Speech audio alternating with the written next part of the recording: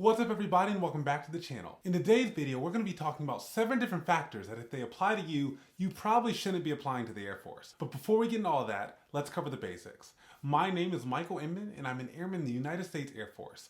I upload new videos on Mondays, so if you like Air Force and or military content, definitely make sure to hit the subscribe button and make sure to turn the notification bell to on so you know when I upload brand new videos. Without further ado, let's get into those 7 people who maybe shouldn't be joining the Air Force.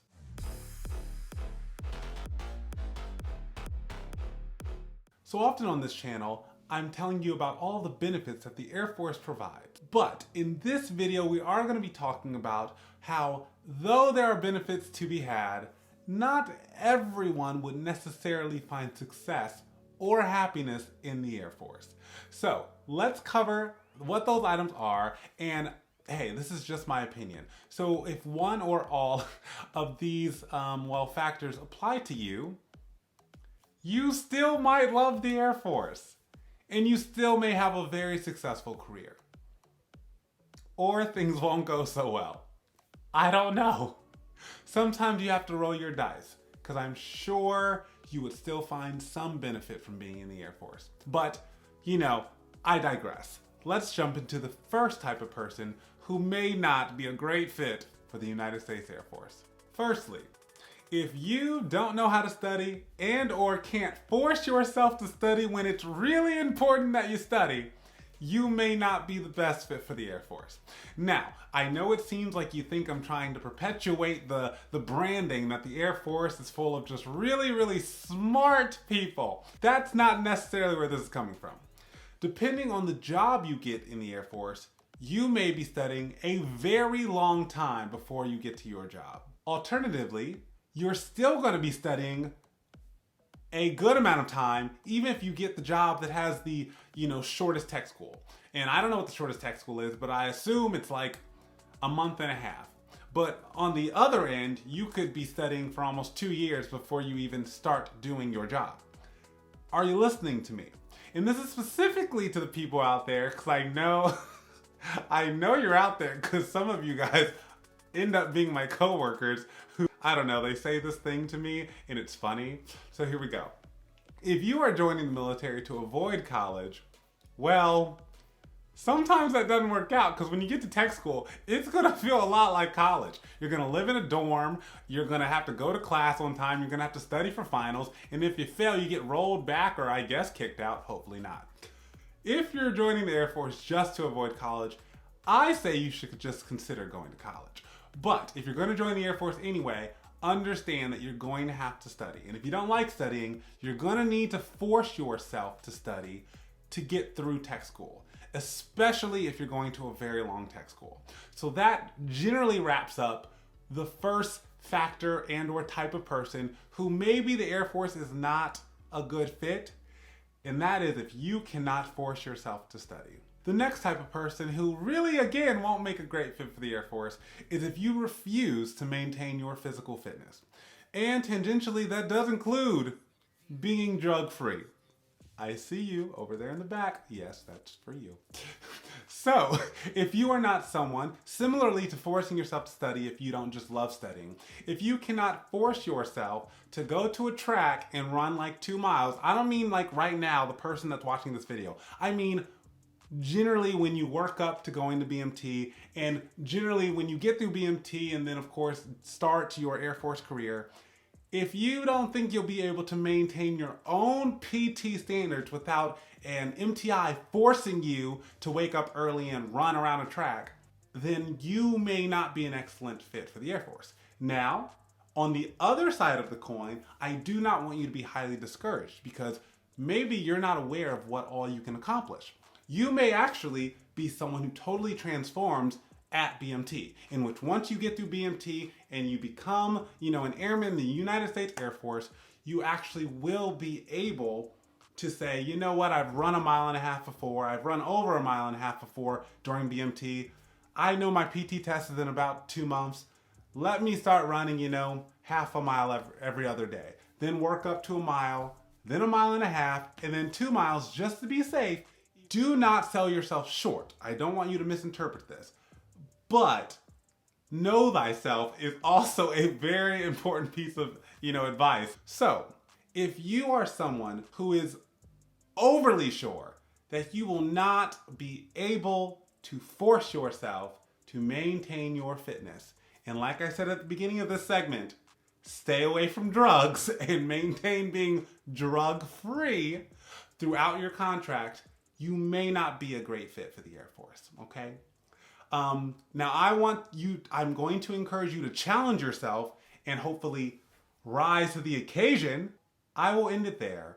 Yes, if you join the Air Force, you are going to have to find it within you to just do some sit-ups, do some push-ups, and do some running in your free time to make sure you pass at least the minimum standards so that you are not what? Kicked out.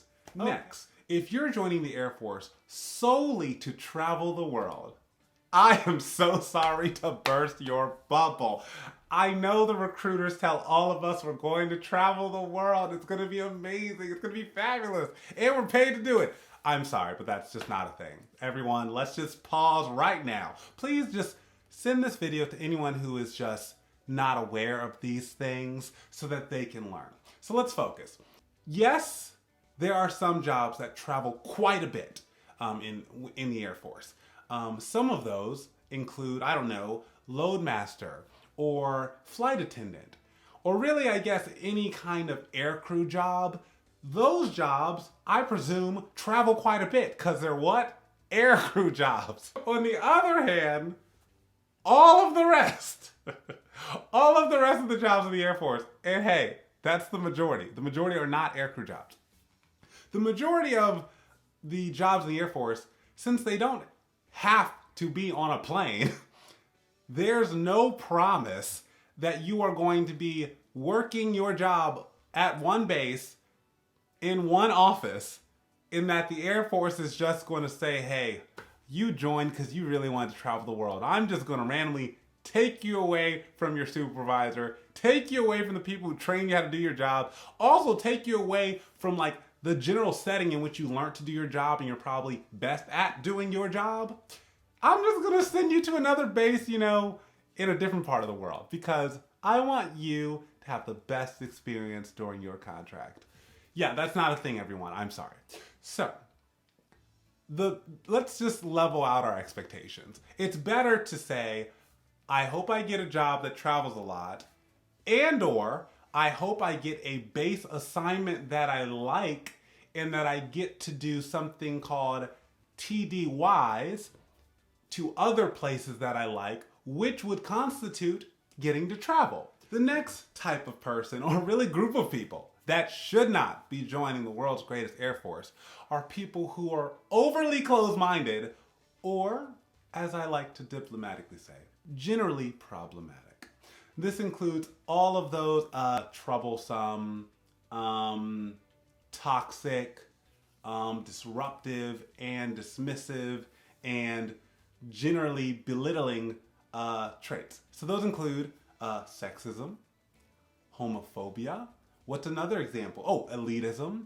All of those types of things, you ain't gonna do well in this Air Force, I promise you. And I know, you may be thinking, oh, it's just Michael Inman saying that. He's overly sensitive to these things.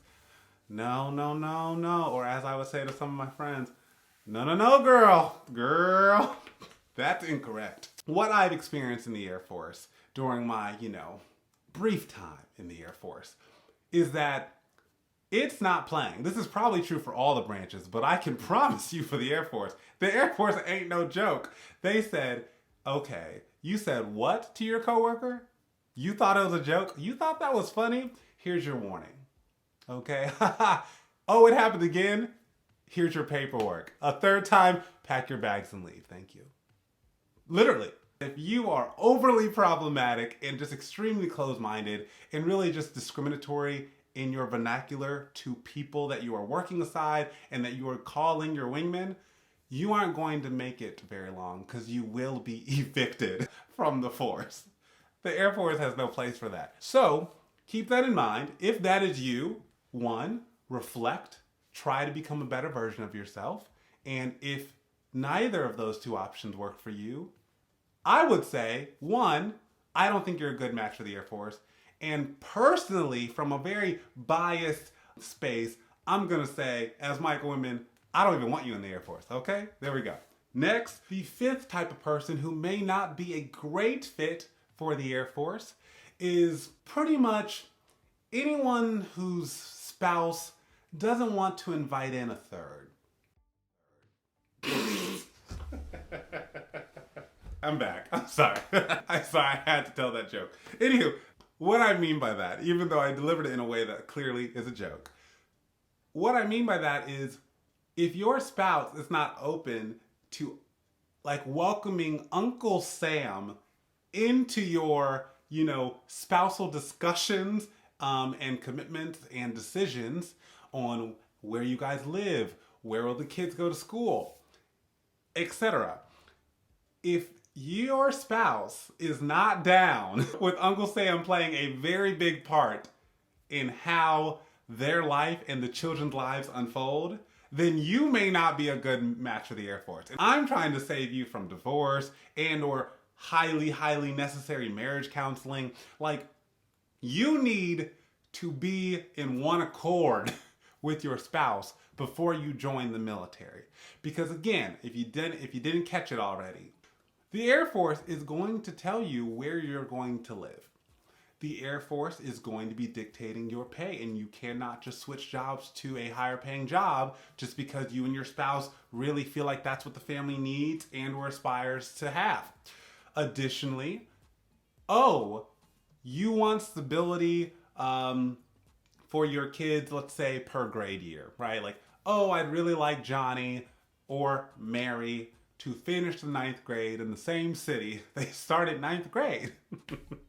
Well, I'm sorry, but you forgot that Uncle Sam is sitting at the dinner table as well, saying that's a very admirable desire, you guys. However, I really need to move you to a base in Virginia because of XYZ. So, if you are someone who knows your spouse is not down, I don't think you should be joining. And if you are very, very committed to joining, I think you really need to have some very deliberate and meaningful conversations with your spouse to make sure that that you get buy-in from them. Because it's not just you joining, it's your whole family joining. The sixth type of person who should not be joining the Air Force is someone who is unable to embrace the suck. Similar to our lives as civilians before joining the military, there are sucky parts to every job. That is just a fact of life, and more specifically, it's a fact of adulthood. So, if you are someone who will not be able to rise to the occasion and deal with the sucky parts of your job while also being happy that there are parts of your job that don't suck. And hey, that might just be your coworkers. Your coworkers may be the only thing that you like about your job. And that's kind of okay. If you will not be able to embrace the parts that maybe don't align with you, so if you don't love authority, if that really grinds your gears, if you don't like conformity, meaning, I'm not sure why you joined the military, but let's say uniforms really annoy you over time. You start saying, why can't I wear my blouse one button undone? It's a little hot. Or why can't I roll up the cuffs of my pants? That's a bold choice. Anywho, if all of that is not your vibe, and you also can't force yourself to kind of get used to it and like make it so that it doesn't bother you as much, then we're already in the wrong space. If having a heavy workload really bothers you, and I would like to say that most jobs in the Air Force will fluctuate during, there will be times where you have a very big workload, and then there will be times when it gets a little bit better. So there will be fluctuation. But if that, and or let's say bureaucracy, you're joining, I think, one of, if not the largest organization in our country. I'm assuming it is. I'm assuming the, military is the largest employer in the country. I could be wrong. Let me know in the comment section. But the point is, with an organization this large, and specifically with the Air Force being as large as it is, if you don't like bureaucracy, I mean, most people don't love bureaucracy. But if you can't get over it, figure out how to get things done, just be like, oh, that was a sucky situation. That took longer than it needed to. Complain about it for like 10 minutes, then keep on moving. If that's not you, well, I'm sorry, you may not be a good match for the Air Force, because that comes with this job. That and just dealing with things that aren't ideal comes with any type of job. If you don't get good at embracing the sucky parts of our job, and of course embracing the sucky parts of being in the Air Force, even though most of it pretty darn good, and you still join, your evaluations will suffer because you're probably going to start having a bad attitude, you're going to be doing mediocre to subpar work, and eventually you're either just like not going to progress and get promotions, and it's like, we cannot promote this person for, the 7th year, or we can just ask you to leave. So keep that in mind. The final factor which would make you not a great match to join the Air Force is if you are someone who gets really mad when you can't do what you want to do. Now, I know that seems kind of a simple one to end on, except during my time in the Air Force, I have run into a couple individuals who just get really, really upset when they're not getting what they want. Now, it is actually quite human to be upset when we don't get what we want. But if you exceed the normal amount of frustration or anger and exceed whatever the normal duration of being frustrated, then I would say we're going into the territory of a lack of emotional control and or you just throw tantrums. If you are someone who gets really pissed when you don't get to do what you want, meaning, hey, I told everyone in my chain of command I really wanted to be moved to X base next. Like, I want to be based at this particular base next. Like, I know I'm supposed to have some kind of preface. I'm still a first-term airman or something maybe, or I know there's a lot of people with my job there, so I'm telling everyone I can, and I'm working really hard to get that base. And then the needs of the Air Force says, yeah, no, I'm going to keep you at this base for 3 more years. We are definitely allowed to be upset. But to pop off regularly for over 2.5 weeks and then to just start not doing your job well because you're upset, one, that's not how I define being a mature adult. But 2, we're going to let that one go. But 2, this is the military. What are you doing? That is not okay. That won't work. In conclusion, that will not work. You just gotta find a way to push through, deal with the L, aka deal with the loss, that was an L, I lost. I didn't get what I wanted, but I'm gonna be sad, then I'm going to get back on my horse and keep it moving. Also, find joy outside of work. Even when you have sucky days at work and you don't get what you want in certain situations, make sure you still have 2 or 3 TV shows that give you life and you can't wait to watch the next season. Or make sure you have books that you're reading that you get lost in. Have a little bit of control in when you get to feel happiness and when you get to feel fulfilled. So that wraps up the 7 types of people that really may not make a great match for the Air Force, but I still want to end this video by saying all of these things relatively can be worked on or addressed prior to joining. So please, again, rewatch the video, really ask yourself, can these things be changed? Can I work on these things before joining if you really still want to join? But know that I did warn you that there may be some friction when you join if you just, clearly exhibit some of these and don't even care to work on those.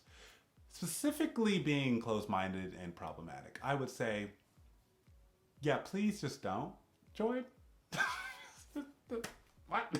Anywho, thank you for watching. If you would like to see a little bit more of my face, you can find me both on Instagram and Twitter at Michael A. Inman _. Again, I make videos here on Mondays, so If you liked this content, definitely subscribe. Let me know your thoughts on these 7 items in the comment section below. I'm sure it's going to be a very lively discussion, so definitely jump down there and give the video a like if you found it useful. Also, share it with people who are considering joining, just so they're aware of what things could hinder their enjoyment of being in the world's greatest Air Force. Again, thank you for watching, and I will see you guys in the future. Bye!